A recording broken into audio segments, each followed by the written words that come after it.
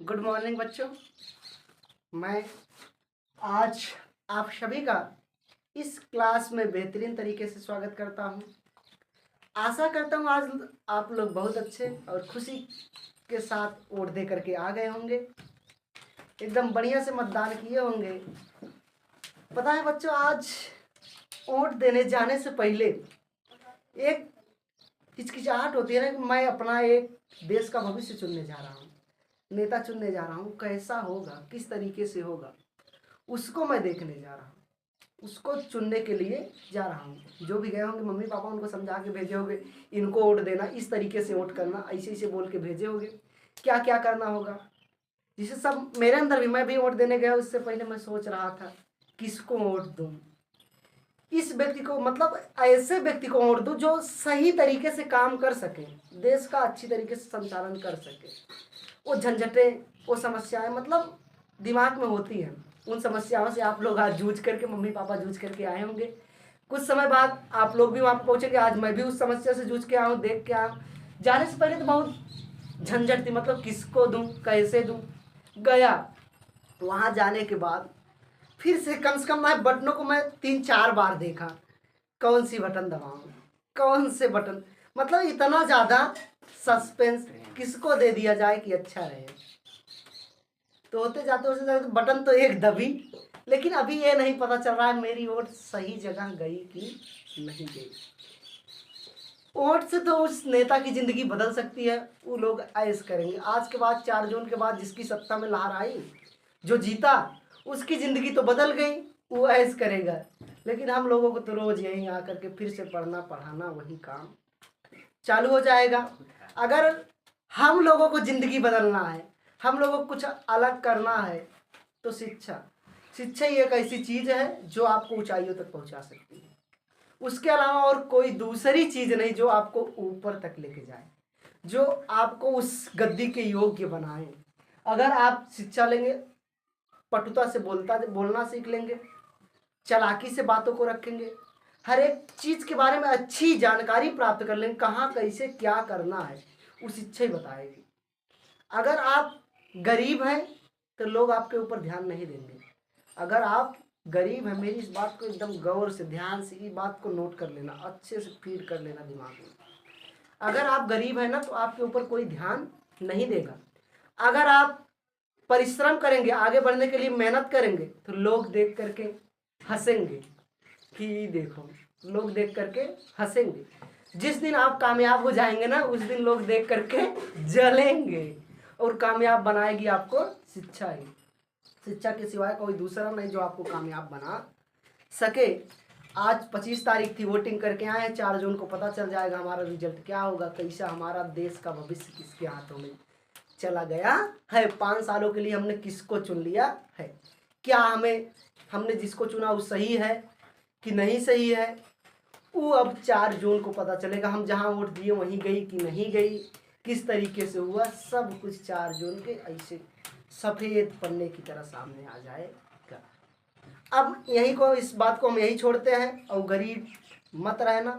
अगर गरीब पैदा हुए हो ठीक है, कोनो बात नहीं है, लेकिन गरीब मरना आपकी गलती है। अगर गरीब पैदा हो गए ठीक है, कोई बात नहीं, कोनो दिक्कत नहीं, लेकिन अगर गरीब ही मर गए ना तो समझ लो कलंक हो, इस धरती पे आए वो कलंक हो, तुम कुछ नहीं कर पाए। आए हो तो अपनी एक छाप छोड़ कर जाओ, अपनी एक अलग पहचान बता के जाओ, हाँ मैं आया था इस पृथ्वी पर, मैं आया था, कुछ करके गया हूँ, कुछ दिखा के गया हूँ। जिस समय कुछ ना मिला ना, उस समय कलम का रास्ता चुन लेना, ऑटोमेटिक आ जाओगे तुम फ्रेम पर। लेकिन कुछ जरूर, चाहे थोड़ा ही से करके जाना, लेकिन कुछ ना कुछ करके जाना, चाहे जिस क्षेत्र में, लेकिन कुछ ना कुछ करके ही जाना। खाली हाथ आए हो ठीक है, लेकिन पूरा इसे बटोर करके अपना नाम दे करके जाना है कि मैं ये था, ये हूँ, ये रहूँगा, इस तरीके से करके जाना। अब हम चलते हैं टॉपिक पर। आज का हमारा टॉपिक है नया पार्ट, 2 चरों वाले रैखिक समीकरण युग्म। 2 चरों वाले रैखिक समीकरण युग्म, कक्षा 10वीं गणित का पार्ट 3 जो है, 2 चरों वाले रैखिक समीकरण युग्म, उसी का परिचय और थोड़े से अध्याय के बारे में पढ़ेंगे। 1-2 सवालें जो हो पाएंगे उन सवालों को करेंगे, और अगर हो सका तो पूरा अध्याय, नहीं तो 1-2 सवाल जो हो पाएंगे उसको करेंगे। अगले वीडियो में पूरे अध्याय को आपको दे देंगे। चलते हैं हम। अच्छा, इससे पहले हम जब बहुपद पढ़े थे लल्ला, तो उसमें हम लोग पढ़े थे चर और अचर। चर मतलब वे राशियां जिनके मान निरंतर बदलते रहते हैं, ABCD XYZ, ये सारे चर होते हैं। और उसके बाद अचर मतलब वे राशियां जिनके मान निश्चित होते हैं, उन्हीं को अचर कहते हैं। जो बहुपद था, जो समीकरण था, उस चर और अचरों से ही मिलकर के बनते हैं। बहुपद में पूर्ण घात पूर्ण संख्या होनी चाहिए, इसमें ऐसी कोई पाबंदी नहीं है, घात कैसी भी हो सकती है। समीकरण और बहुपद में इतना ही अंतर है, बहुपद में केवल एक पक्ष उपस्थित होता है, लेकिन समीकरण, समीकरण की डिफिनेशन सुन लो, समीकरण क्या है, व्हाट इज इक्वेशन, समीकरण। समीकरण, समीकरण का मतलब होता है बच्चों वे चर राशियां जिसमें दो पक्ष उपस्थित हैं, वे चर राशियां, वे चर राशियां जिसमें दो पक्ष उपस्थित हो, उसे इक्वेशन कहते हैं, उसे समीकरण कहते हैं, समीकरण कहते हैं। अगर अब आपसे कोई समीकरण के बारे में पूछे, समीकरण के बारे में जानकारी प्राप्त करने की कोशिश करे, बता देना भैया जिसमें दो पक्ष उपस्थित होंगे, मतलब घराती वाले जहां रहेंगे और बाराती वाले जहां रहेंगे वही समीकरण बन जाएगा। मतलब बराबर, कुल मिला जुला के बराबर का चिन्ह आना चाहिए। यक्स बराबर वाई, ये भी समीकरण है। यक्स प्लस वाई अगर ऐसे लिखा हुआ है तो ये समीकरण नहीं है किसी भी कीमत पे। जब तक इसमें नालायक बराबर चाहे जीरो ही दिख जाए, बराबर होना चाहिए। जब तक बराबर नहीं दिखेगा तब तक समीकरण नहीं हो पाएगा। जैसे बराबर दिखेगा वैसे समीकरण हो जाएगा। कुछ भी लिखा है, यक्स बटे वाई बराबर 4, कुछ भी लिख जाए, बटे में लिखा जाए, रूट में लिखा जाए, कैसे लिखा जाए, लेकिन उसमें बराबर का चिन्ह होना चाहिए, दो पक्ष उपस्थित होने चाहिए, उसी को हम इक्वेशन कहते हैं। समीकरण का मतलब होता है वे चर राशियां जिसमें दो पक्ष उपस्थित हो। अगर दो पक्ष उपस्थित होंगे तो उसी को हम समीकरण कह देते हैं। समीकरण का मतलब होता है वे चर राशियां जिसमें दो चर उपस्थित हो, उसी को समीकरण कहा जाता है। अब जो हमारा पाठ का नाम है, अगर कोई किसी से बताओगे हम पढ़ रहे हैं इस समय दो चर वाला रैखिक समीकरण, युग्म का मतलब जोड़ा होता है।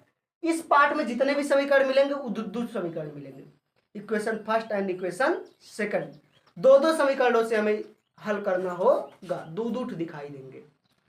अब दो चरों वाले रैखिक समीकरण, इसका मतलब क्या होता है, दो चर मतलब दो चर होने चाहिए, वाले मतलब रैखिक, रैखिक का मतलब जिसकी घात एक हो, समीकरण मतलब समीकरण। तो हेडिंग का मतलब होगा वे समीकरण, वे समीकरण, नोट डाल के चाहे लिख लो, वे समीकरण जिसमें दो पक्ष उपस्थित हो, मतलब दो पक्ष नहीं, जिसमें दो चर उपस्थित हो, जिसमें दो चर उपस्थित हो और चर की अधिकतम घात,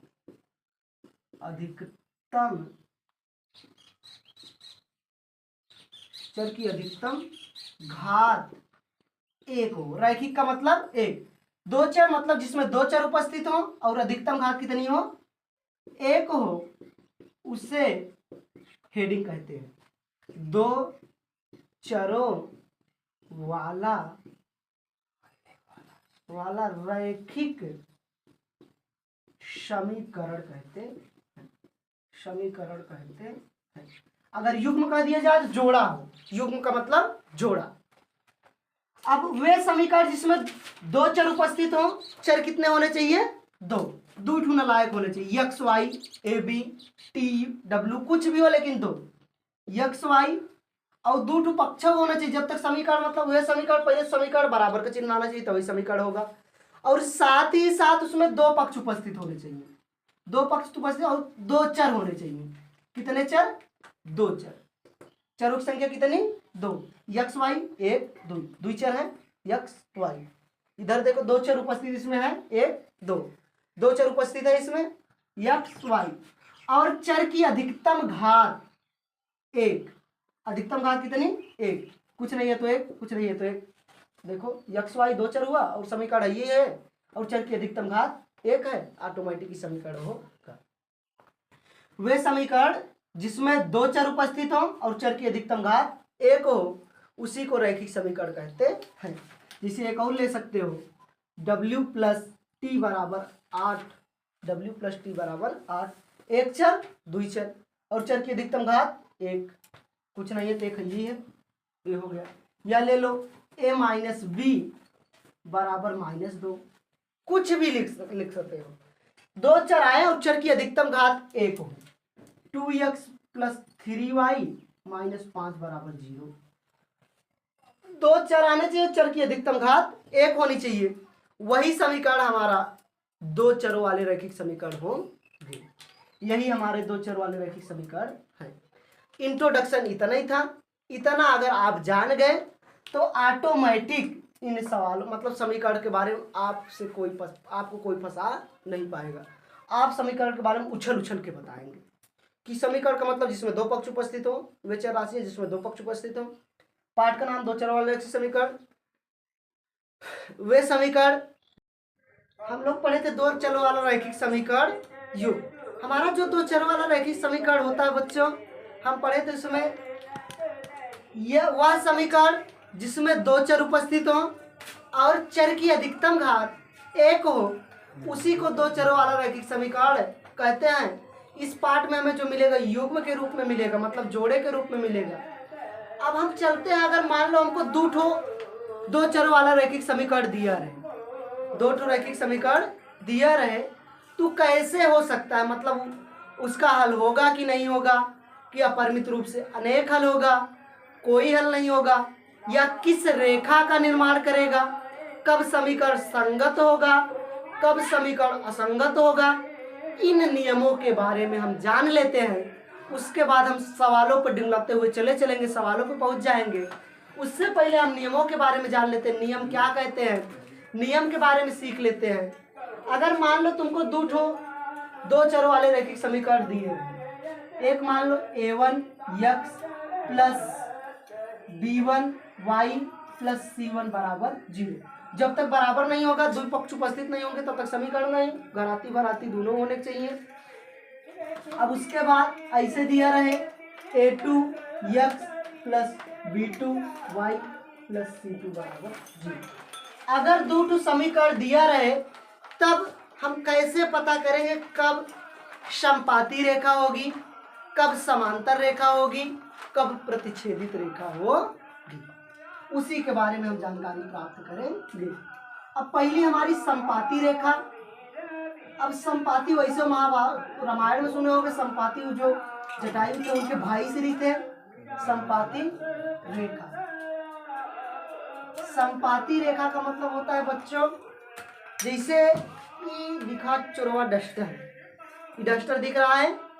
अब इसी डस्टर के ऊपर मैं पूरी तरीके से अपने हाथवा को रख दूँ, यहाँ हाथ रख दूँ पूरी तरीके से, ऐसे डस्टर को पूरी तरीके से रख दूँ, मतलब एक के ऊपर एक जो रेखा हो, दो रेखाएं, जब तक दो रेखाएं नहीं बनेंगी, दो समीकरण है, दो रेखाएं, जो पहली रेखा हो और जो दूसरी रेखा हो, पहली रेखा के एकदम ऊपर से हूबहू छूती हुई जाए, मतलब एक दूसरे के ऊपर रहे रेखा, एक रेखा दूसरे के ऊपर रहे, ऐसे इसी पर से दूसरी भी रेखा जाए, मतलब एक रेखा दूसरे के ऊपर रहे, उसी को हम कहते हैं समपाती रेखा। अब समपाती रेखा कब बनती है पता है, जब हमारा a1 अपान a2 बराबर आ जाए b1 अपान b2 बराबर आ जाए c1 अपान c2, तो जो हमारा बनता है वो कौन सी रेखा होती है, समपाती रेखा। अगर तीनों बराबर आ जाए, अनुपात निकालो a1 का a2 के साथ,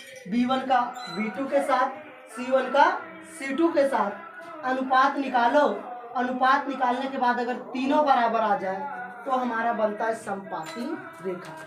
समपाती रेखा का जो समीकरण होता है उसका अपरिमित रूप से अनेक हल होता है, अपरिमित रूप से अनेक हल, अपरिमित रूप से अनेक हल होता है। अगर जिस समीकरण का हल होगा वो जाहिर सी बात है संगत होगा, क्या होगा, संगत। अब जैसे देखो a1 जो है यक्ष का गुणांक है, b1 जो है गुणांक अचर पद है कोई, c1 अचर पद। ऐसे ये भी ये सब चर है दोनों, बाकी जो आगे A1 A2 B1 B2 C1 ये सब आया सब अचर पद है, गिनती मिलेगी तुमको। समीकरण में कुछ गिनती देखने को मिलेगा, जब सवाल आएंगे तो वहाँ पर गिनती रहेगी। तुमको ऐसे रख के एक बार A1/A2 निकालना होगा, B1/B2 C1/C2। अगर तीनों बराबर आ जाएंगे संपाती रेखा होगी, इसका अपरिमित रूप से अनेक हल, इस संगत होगा। जैसे अब x के आगे जो पहले समीकरण होगा A1 होगा, y के आगे B1 जो बचेगा उसी में। और तुमको हमेशा इस तरफ बराबर जीरो करके ही प्रश्न को हल करना होगा। इस तरफ जीरो ही दिखना चाहिए, इस तरफ सब जो भी मान दिया रहेगा उसको उठा के इस तरफ लाओगे। जब बराबर जीरो होगा तभी सवाल हल होगी, नहीं तो हल नहीं हो। अब दूसरी जो है हमारी समांतर रेखा है। समांतर रेखा, समांतर रेखा का मतलब होता है ऐसी दो रेखाएं जिनके बीच का अंतर बराबर है। अगर दो रेखा ले लो और उनके बीच का अंतर बराबर रहे तो उसी को हम कहते हैं समांतर रेखा। अब बताओ ये दोनों जब एक दूसरे को कटाई नहीं करेंगे इतना लायक का हल होगा? ये बर्बाद है, खत्म, टाटा बाय बाय, इसका कौनो हल नहीं होता, एक भी हल नहीं होता है। लेकिन कैसे जान पाओगे संपाती रेखा है?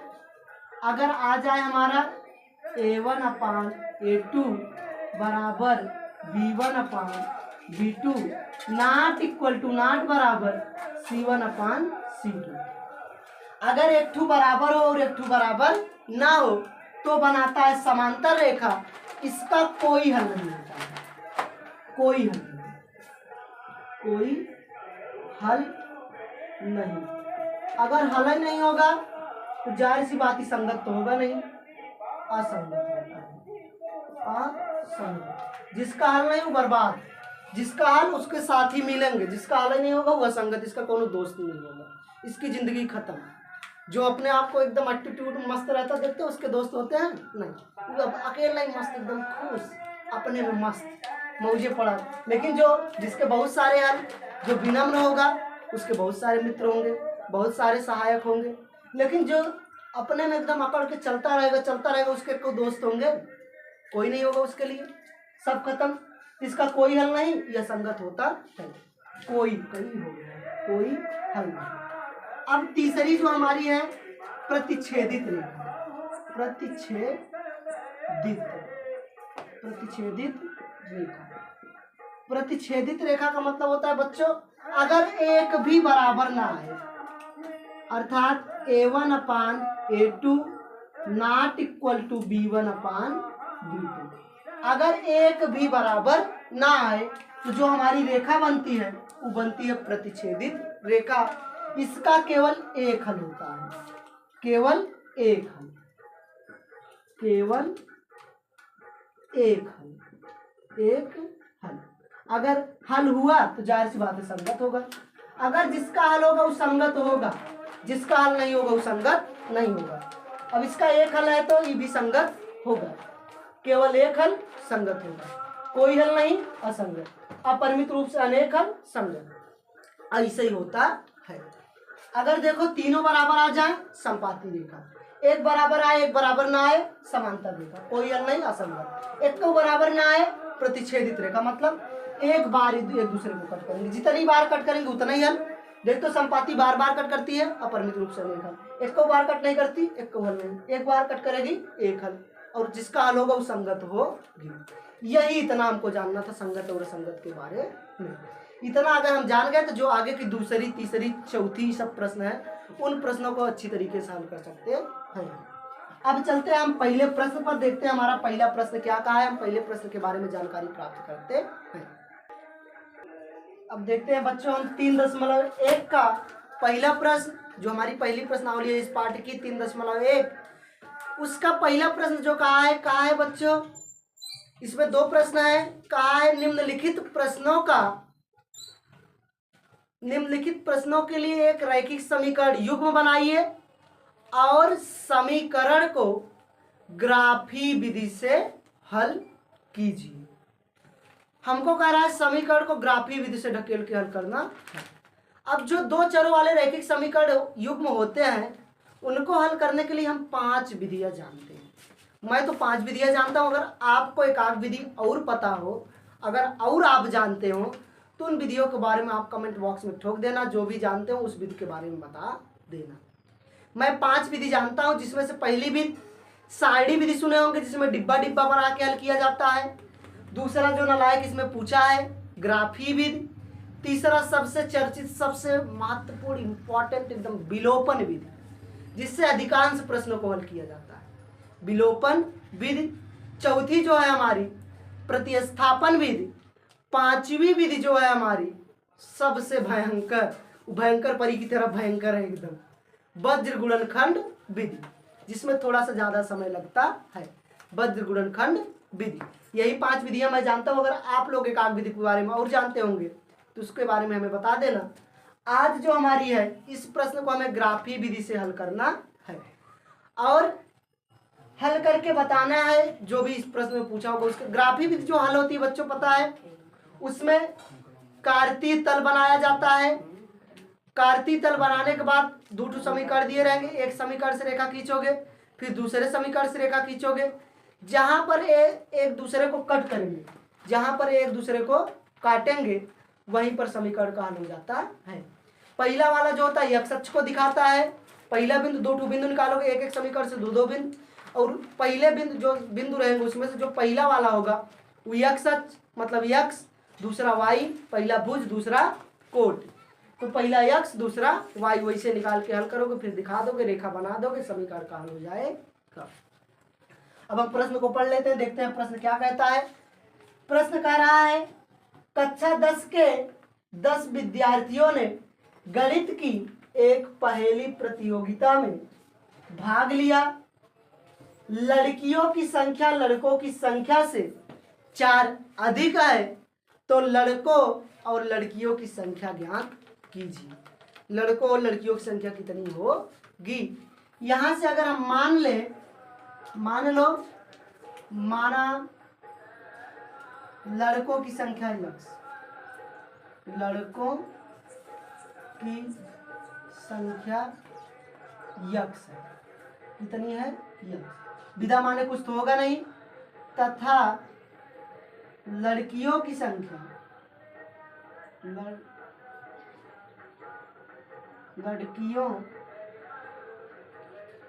लड़कियों की संख्या y है। लड़कियों की संख्या क्या है, y है। देखो लड़कों की संख्या x और लड़कियों की संख्या y। अब अगर लड़कों की संख्या x और लड़कियों की संख्या y, पूरे विद्यार्थी कितने हैं 10। जैसे मान लो मेले में घूमने जा रहे हो और मस्त पापा पैसा निकाल के दे दिए, चाओ भैया ये लो 7 रुपए, जाओ मस्त मेला में घूम के आओ। अब तुम्हारा मुंह पौवा जैसा लटका हुआ है, मुंह लटका के बैठे हुए हो, तो मम्मी जो होती है वो हमेशा पैसे को छुपा के रखती है। मम्मी जो होती है बहुत अपने जीवन में, जो मम्मी का रोल होता है वो बहुत खतरनाक होता है, सबसे आकर्षित, सबसे वंडरफुल रोल मदर्स रोल, वो बहुत भयंकर रोल होता है। वो अपने औलाद, अपने पुत्र के लिए कुछ भी कर सकती है, सब कुछ निछावर किए रहते हैं। इसलिए उनके एहसानों को कभी अपने जीवन में मत भूलना। कुछ भी हो जाए लेकिन उनके एहसानों को अपने जीवन में मत भूलना। अब पापा जी 7 रुपए दे करके चले गए, लेकिन मम्मी कहीं ना कहीं पैसा छुपा के रखेंगे, बेटो इधर आओ, जा रहे हो ना, तुमको और दे दी और पैसा ई लो, अब अच्छे से देख के आना, मुंह लटका के मत बोलो। तो मान लो पापा 7 रुपए दिए, मम्मी 3 रुपए, तो पूरा मिला के कितने पैसे 10। लेकिन 10 हुए कैसे, दोनों के जोड़े। वैसे जैसे एक कक्षा में बैठे हो तुम, लड़के और लड़कियां हैं, अब पूरा दिया जाए 10 विद्यार्थी, जिसमें से x लड़के हैं और y लड़कियां, तो दोनों को मिलाओगे कितने होंगे 10। तो पहला जो हमारा समीकरण बनेगा x प्लस y बराबर 10, समीकरण नंबर 1। लड़के x लड़कियां y, तो x y मिलाए पूरा कितना हो गया 10, समीकरण नंबर 1। इसी तरीके से अब कहा लड़कियों की संख्या लड़कों की संख्या से 4 अधिक है। लड़कियां y हैं, लड़के बेचारे x हैं। अब ये जो है भयंकर है, लड़कों को वैसे लड़कियां लड़कों पे भरी होती हैं, जहाँ रहती देखते हो वैसे ढंगलाए पड़ी रहती हैं एकदम। लड़कियां हमेशा एकदम आगे उछल कूद करती रहती है, पहली प्रतियोगिता वैसे वो कूद के आगे चली जाएंगी। समझ ही रहे हो लड़कियां, हाँ एकदम सिस्टम समझ रहे हो सब कुछ। लड़कियों की संख्या जो है लड़कों की संख्या से 4 अधिक है। अब मान लो पापा जी 7 रुपए, मम्मी 3 रुपए दे दिए, अब अगर दोनों लोग को बराबर करना है, दोनों लोग का क्या करना है, बराबर, तो क्या करोगे, जो ज्यादा है, लड़कियों की संख्या ज्यादा है, ज्यादा की तरफ 4 जोड़ दो, बराबर हो जाएंगे, कभी नहीं बराबर होंगे। जो कम रहे उस तरफ वो बढ़ा दो, 4 जितना कम रहे उतना ही बढ़ा दो। ये 4 अधिक थे तो 4 इसमें मिला, 4 3 7 भी हो गया, 7 भी। तो वैसे जो y हमको अगर दोनों बराबर करना है, ये लड़कियों की संख्या y है, y 4 अधिक है, अगर बराबर करना है तो x की तरफ 4 जोड़ दो, दोनों ऑटोमेटिक बराबर हो जाएगा। y बराबर x प्लस 4, समीकरण नंबर 2। अब इन समीकरणों को हल करके दो ठो बिंदु निकालो, दो बिंदु निकाल लो, उसके बाद ले जाके ग्राफ पे दिखा दो, एक रेखा बनेगी, उसी रेखा से जहां पे एक दूसरे को कट करेंगे वही समीकरण का हल हो जाएगा। अब हम निकालते हैं बिंदु तो x बराबर 1 2 0 किसी पर भी निकाल सकते हो, लेकिन हमेशा 0 पे निकालना, क्योंकि 0 पे आसान पड़ेगा। एक बार ले लो x बराबर 0 पर, x बराबर 0 पर जहां x है, x के स्थान पे 0, 0 प्लस वाई बराबर 10, 0 प्लस वाई बराबर 10, ये 10 हो गया। देखो y में 0 मिलाओगे वही रहेगा, y बराबर 10, x बराबर 0, y बराबर 10। अब पता होगा पहला वाला x दूसरा वाला y, 0 का मान 10, पहला वाला x दूसरा वाला y, x का मान y, x का मान 0 तक 0, y का मान 10, 10 आया 10, 0 का मान 10। एक बिंदु मिल गया, लेकिन एक बिंदु से कभी भी रेखा नहीं बनती, कम से कम 2 बिंदु होने चाहिए। अब एक बार हम y बराबर 0 ले लें, अब क्या ले लें, y बराबर 0 पर, अब जहां y है y के स्थान पे 0 रखो, तो x y के स्थान पे 0 बराबर 10, x में 0 मिलाओगे x ही रहेगा बराबर 10। अब x का मान 10 मिल गया, y का मान 0, तो जो हमारा आंसर होता है 10 का मान 0, 10 का मान 0, पहला वाला x दूसरा वाला y, 10 का मान 0, पहला वाला x दूसरा वाला y, 10 का मान 0, ये होता है 10 का मान 0, पहला x दूसरा y। अब 2 बिंदु मिल गए, उसको उठा के हम ग्राफ पे दिखा सकते हैं। जैसे इससे 2 बिंदु निकाले हैं वैसे इस समीकरण से भी 2 बिंदु निकाल सकते हो, एक बार x बराबर 0, एक बार y बराबर 0 लेकर ले लेते हैं हम x बराबर 0 पर, जहां x है x के स्थान पे हम क्या लिख दें, 0 लिख दें, x के स्थान पे 0, y वैसे रहेगा बराबर 0 प्लस 4, 0 में 4 मिलाओगे इसको 4 देगा, y बराबर 4 हो जाएगा। तो पहला वाला x होता है, x का मान 0, दूसरा वाला y का मान 4 है तो 4, 0 का मान 4, 0 का मान 4, पहला वाला x का मान 0, y दूसरा वाला y का मान 4, 0 का मान 4। एक बिंदु से रेखा बनेगी नहीं, एक बार इसे ले लो y बराबर 0, y बराबर क्या ले लो 0। अब की बार जहाँ y है y के स्थान पे 0 बराबर x प्लस 4, ये देखो 4 प्लस है, पता है कोई चीज अगर बराबर की इस तरफ से इस तरफ जाए तो प्लस है तो माइनस, माइनस है तो प्लस, गुणा है तो भाग, भाग है तो गुणा। ये देखो प्लस है, प्लस बराबर किस तरफ आएगा तो -4 बराबर x, या x बराबर इसी को लिख सकते हो -4। अब x बराबर -4, y बराबर 0, पहला वाला x दूसरा वाला y। देखो इससे भी 2 बिंदु मिल गए। अब आसानी से जाकर के हम ग्राफ पे इसको एकदम बेहतरीन तरीके से दिखा सकते। दिखाने के बाद जहां पर दोनों रेखाएं एक दूसरे को इंटरफेयर करेंगी, इंटरसेक्ट करेंगी, वहीं पर हमारा समीकरण का हल करके चला है। अब हम बनाते हैं कार्तीय तल, कार्तीय तल।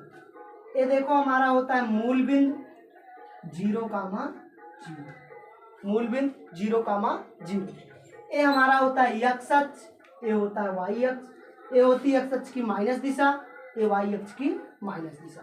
यहीं से दूरियां मापी जाती है। अगर इसके इस तरफ जाओगे तो x अक्ष जो बिंदु रहेगा वो प्लस वाला मिलेगा, ऊपर की तरफ जाओगे तो y का प्लस वाला मिलेगा, इस तरफ आओगे तो x का माइनस वाला मिलेगा, इस तरफ जाओगे तो y का माइनस वाला मिलेगा।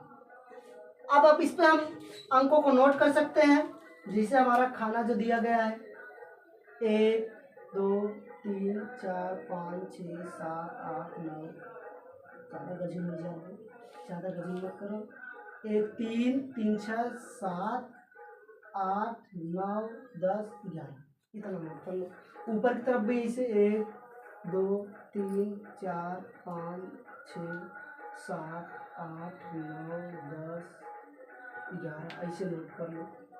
उसके बाद इधर भी माइनस की तरफ 1 2 3 4 ग्राफ पेपर भी सब मिला रहेगा।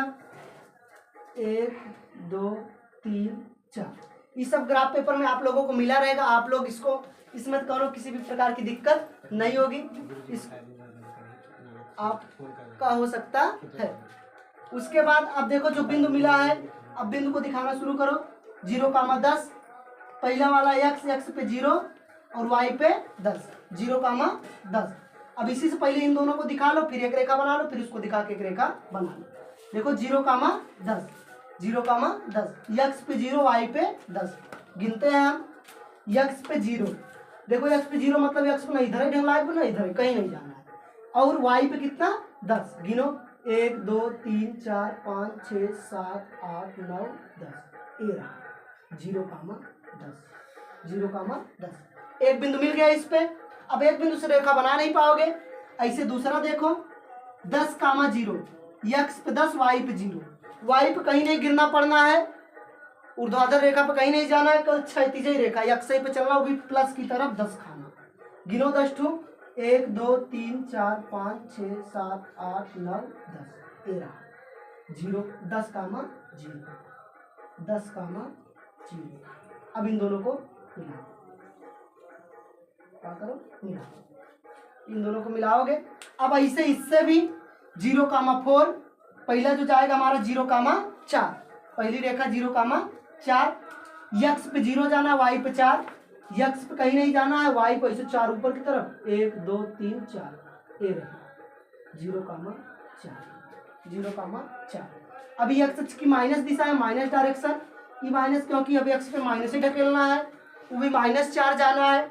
देखो -4, -0, -4, x पे -4 जाना है, y पे 0। तो देखो x की माइनस दिशा ये है 1 2 3 4, देखो -4 0, y पे कहीं तो जाना ही नहीं, उसको कहीं नहीं जाना, -4, 0, तो -4 यही मिल जाए, -4, 0। अब इन दोनों को मिला दो एकदम सिंपल तरीके से, ऐसे सीधे सीधे रच्चू तिरछा उर्छा मत करो, जैसे जाएगा एकदम सही जगह पे काटेगा। ये थोड़ा सा मुझे लगा छोटा होता हो गया क्या, ये देखो इधर गया, देखो ये रेखा सीधी नहीं, अगर एकदम सीधी रहेगी तुम लोग फिट्टी से खींचना, एकदम नाप करके एकदम सीधी रेखा। अब तो फिक्स है, आज तक मुझसे सीधी रेखा खींची नहीं है, चाहे जो हो जाओ सीधी रेखा बनते ही नहीं है, एकदम सीधे खींचो रेखा। फिर भी लग गई जाने ईमान। अब इसको जब मिलाओगे ना, ई जाएगी 3 पर, किस पे जाएगी 3 पर। अब इधर जब मिलाओगे तो ई रहेगा 7 पर, देखो 1 2 3, और इधर जाओगे तो 1 2 3 4 5 6 7। x जो काटेगा वो 3 पर काटेगा, y जो काटेगा वो 7 पे काटेगा। तो हमारा पहला वाला x होता है तो 3, दूसरा वाला y तो 7, 3,7। ये जो रेखा है x प्लस वाई बराबर 10 की है, ये रेखा जो है y बराबर x प्लस 4 की है, x प्लस 4 की है। अब जहां पे दोनों काटते हैं एक दूसरे को, वही समीकरण का हल होता है। देखो x पे 3 और y पे 7, तो x बराबर कितना मिल जाएगा 3, y बराबर 7, अर्थात लड़कों की संख्या 3 है, लड़कियों की संख्या 7 है। देखो प्रश्न में कहा भी था लड़कियों की संख्या लड़कों की संख्या 4 अधिक, दोनों को मिलाया 10 हो गया। देखो लड़कियां 7, तो 7 3 से कितना ज्यादा है, 4 ही ज्यादा है ना, 4 3 7, 4 ज्यादा थे 4 ज्यादा आ गया। ऐसे ही प्रश्न को एकदम हल करना। ग्राफ पेपर भी जो देख रहे हो हल्का सा भी तिरछा नहीं, एकदम दशमलव पॉइंट का आंसर आएगा, 1% करो गलत नहीं होगा, 50 से केवल खींचना प्रश्न अपना। ऐसे ग्राफी विधि से प्रश्नों को हल करना है। अब आगे अभी बहुत सारे प्रश्न है, दूसरा इसका जो पहले का दूसरा प्रश्न है आप लोगों के लिए होमवर्क के रूप में रहेगा, मैं समीकरण बना दूंगा, उसके बाद आप लोग हल कर लेना। उसके बाद इसके आगे अभी बहुत सारे ग्राफी विधि से हल करने के प्रश्न है, उसको हम देखेंगे। अभी देखो अगर इसी में हो गए तो इसी में, नहीं तो अगले पार्ट में हम देख ही लेंगे उसको। अब एक बार इसको फिर से देख लो, माना लड़कों की संख्या ऐसे मान के निकाल के 2-2 बिंदु निकालोगे, ले जाकर उसको ग्राफ पे दिखा दोगे, दिखाने के बाद इसको हल कर लोगे। अब हम चलते हैं दूसरे प्रश्न का, और दूसरे प्रश्न का आप लोगों को समीकरण बना के हम दिखा देते हैं। चलते हैं दूसरे प्रश्न पर। अब पहले का दूसरा प्रश्न, इस प्रश्न का समीकरण मैं बना दूंगा, आप लोग इस प्रश्न को ग्राफिक विधि से अपने आप से हल करके आंसर कमेंट बॉक्स में दे देना। देखो देखते हैं इस प्रश्न को। इस प्रश्न का है 5 पेंसिल तथा 7 कलमों का मूल्य, कुल मूल्य 50 रुपए, जबकि 7 पेंसिल तथा 5 कलमों का मूल्य 46 रुपए है। एक पेंसिल तथा एक कलम का मूल्य ज्ञात कीजिए। जैसे मार्केटों में गए और कह दिए, किसी बुक डिपो के यहाँ गए, किसी दुकान पे गए, कह दिए कि चाचा जी भैया जी हमें 5 ठू पेंसिल और 7 ठू कलम दे दीजिए। तो जो दुकानदार होगा तुमको बताएगा भैया एक पेंसिल का मूल्य इतना है, एक कलम का मूल्य इतना है, तो उसी के हिसाब से काउंट करके निकाल लो कि पूरा पैसा कितना देना है। लेकिन इसमें हमें पूरा पैसा में उठा के दे दिए, कलम पेन लिया नहीं, पूरा टोटल जोड़ के इतना पैसा तुम्हें देना, वो दे दिया। अब हमसे पूछ लिया एक पेंसिल और एक कलम का मूल्य कितना होगा, ये हमसे पूछ रहा है। इसी का हमें समीकरण में बना दे रहा हूँ, आप लोग इसको हल कर लेंगे अपने आप से। यहाँ से मान लेना, माना एक पेंसिल का मूल्य x रुपए, एक पेंसिल का मूल्य x रुपए तथा एक कलम का मूल्य y रुपए है। और वैसे इस समय जो मार्केट में पेंसिल और कलम का मूल्य चल रहा है उसी हिसाब से आंसर भी है 3-5, ज्यादा 3-5 वाला वही आंसर है। देखो अब पेंसिल का मूल्य हम कितनी पेंसिल खरीद रहे हैं, 5 पेंसिल तथा 7 कलम। तो पेंसिल x है तो 5x, कितनी x, पेंसिल 5 है 5x प्लस 7 कलम है 7y, पूरा कितना पैसा 50 रुपए। समीकरण नंबर 5 पेंसिल 5, देखो पैसा जो लग रहा है, जैसे मान लो एक कलम का मूल्य 10 रुपए, 10 से गुणा करोगे, इसका 8 रुपए, तो 8 से पूरा टोटल मूल्य 50 है, पूरा कर दो। तो वैसे x था, x से गुणा प्लस इसका y था तो y से गुणा, दोनों जोड़ के 50। समीकरण नंबर 1। ऐसे 7 पेंसिल तथा 5 कलम तो 7x प्लस 5y, अब की बार देना पड़ रहा है 6 से। अगर पेंसिल बढ़ जा रही तो मूल्य कम हो जा रहा है, कलम कम हो जा रहा है तो मूल्य कम हो जा रहा है। जितना दिया गया जो पेंसिल वाला है उसमें x से, और जो कलम वाला है उसमें y से गुणा करके जोड़ के पूरा टोटल मूल्य के बराबर हो जाएगा। ये हो गया हमारा समीकरण नंबर 2। यही तो समीकरण है। अब तुमको इसमें 2-2 बिंदु प्राप्त करना, 2 बिंदु निकाल लेना, 2-2 बिंदु निकाल लेना। उसके बाद ग्राफ पे रख करके उसको आसानी से हल करके, जहाँ पे दोनों एक दूसरे के इंटरसेक्ट करें, काटे, वही हमारा आंसर हो जाएगा। ये जो काटेंगे, एक 5 पे काटेगा, एक 3 पे काटेगा, x वाला 3 पे काटेगा, y वाला 5 पे, वही हमारा 3-5 आंसर हो जाएगा। ऐसे तुमको हल करना, हल करके आंसर कमेंट बॉक्स में देना, कैसे समीकरण बनाए, कैसे हल किए। अब मैं चलता हूँ, आप लोगों से मिलूंगा अगले वीडियो में अगले आगे के प्रश्नों के साथ, जो हमारा प्रश्न नंबर 2 से है, 2 से लेकर पूरी प्रश्नावली एक वीडियो में। इसमें इंट्रोडक्शन हो गया, उसके बाद कैसे संगत असंगत जान गए, कब संपाती रेखा होगी, कब समांतर रेखा होगी, कब प्रतिच्छेदित रेखा होगी, ये जान गए। A1/A2, B1/B2, C1/C2 के बारे में जान गए, पूरा विस्तृत जानकारी, और 2 प्रश्न को हम हल कर लिए। अब आगे रेखाओं के बारे में बताना है हमें, वो हम मिलेंगे अगले वीडियो में। जाते जाते आप लोग एकदम अपने 4 जून का इंतजार बेसब्री से करते रहिएगा। 4 जून का जब रिजल्ट मिलेगा तो मजा ही आ जाएगा, एक बार कौन बना हमारा PM। अब मिलेंगे अगले वीडियो में।